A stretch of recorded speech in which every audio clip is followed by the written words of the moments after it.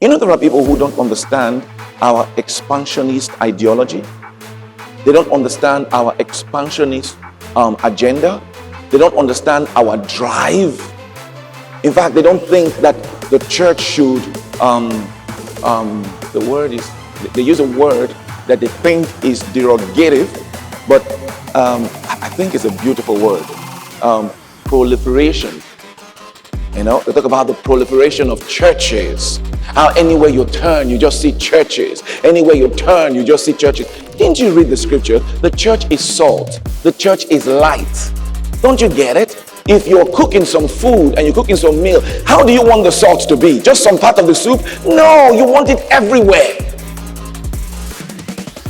You want it everywhere. The church ought to proliferate.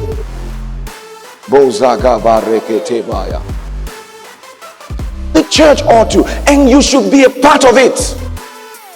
You should be actively involved in it. Actively.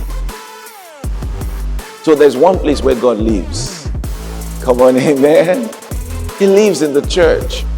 Yeah, He lives in the church. And it's not just, some people those who emphasize, you are the church, the individual church, the individual church. Yes, you are the church.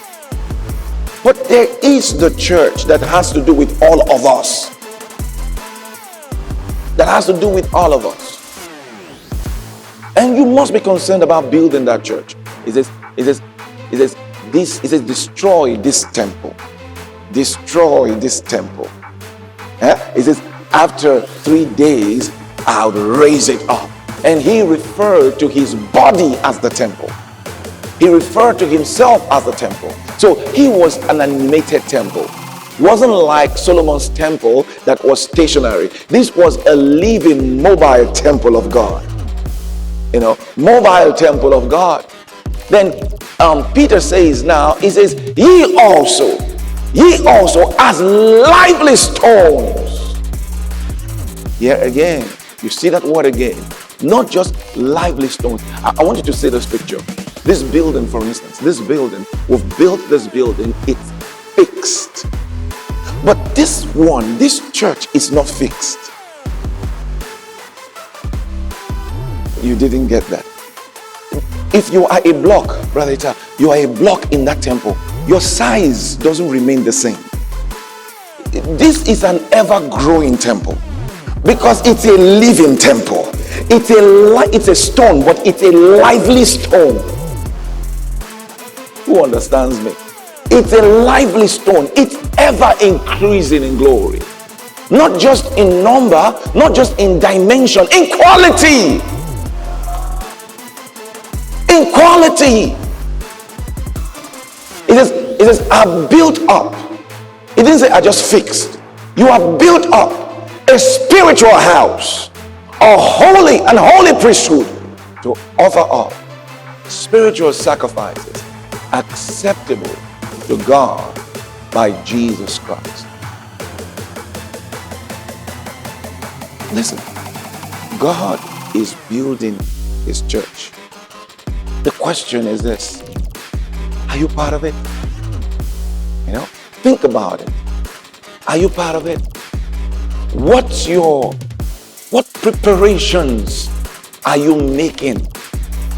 What preparations have you made? What preparations have you made? He said, we are co-laborers with God. Ye are God's field. Ye are God's building. So Paul called himself and his team members workers together with God. In 2 Corinthians 5, if you read between 17 to 21, verses 17 to 21, he starts in 17 talking about the new creation. Then in 21, he talks about 20 and 21, he talks about being ambassadors. And when Paul was talking about ambassadors, he wasn't talking about all Christians. He was talking about, once again, himself and his team members. He says, we are ambassadors for Christ. What he's saying is that we are legal representatives of Christ. Then he says, we beseech you. by the mercies of God, be ye reconciled back to God. He wasn't saying that every Christian is an ambassador. He was saying that we come to you as agents of light. Agents. Now, every Christian ought to be an ambassador, but Paul knew that not every Christian has stepped into that office. Not every Christian has stepped into that office. Every Christian ought to be a co-laborer with God, but not every Christian has stepped into that office. Every church congregation is supposed to be a church congregation that is connected and concerned about building this magnificent temple, but not every church is concerned about that. Did you know that the early church you see in Acts chapter 3 and chapters 4, 2, 3, 4, all the way to 6 was a self-centered church?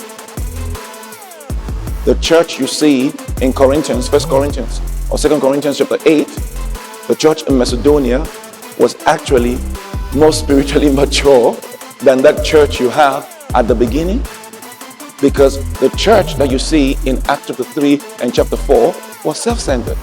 When they brought all their resources together, when they brought all their money together, they used it to feed their members. The church in Macedonia, they were hungry, but they were not thinking about themselves. The church in Macedonia, it was said that they were poor, but they were not thinking about themselves. The church in Macedonia, out of their poverty, they brought out money because they were thinking about the church in Jerusalem. Oh God. That church was thinking about building the church, not just building a building. You know, sometimes I engage with some Christians, and sometimes I read some of the writings of some Christians, and I'm just like, wow.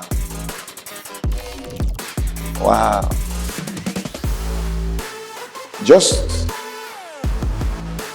another stone, but not a builder. In the house, imagine where you have this beautiful house, where you can have either a single role or a dual role. Your single role is you're a stone. You are being built. So you come to collect, you come to take, or you can have dual role. You are being built so that you can build others.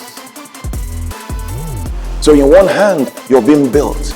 Then you're built to be made strong. Now you become a co-laborer with God. You know, isn't that what happens in a family? In a family, when you have younger ones, you don't stop being a child.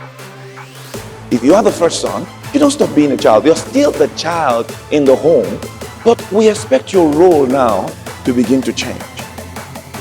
And in certain sense, you start carrying out parent responsibilities to your younger ones, even though you remain a child. But now you have two roles. You are a child, but in a sense, also a parent. Co-laborers together with God. Co-laborers together with God.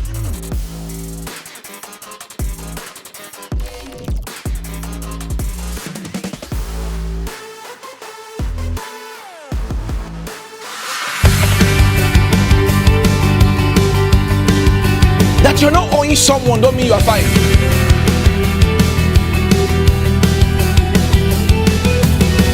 You're not owing anybody, but you can't help anybody. You can't help anybody. You can't do nothing.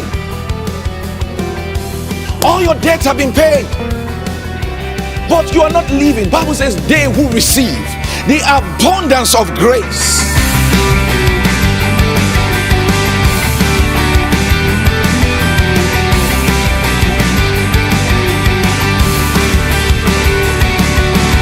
The abundance of grace.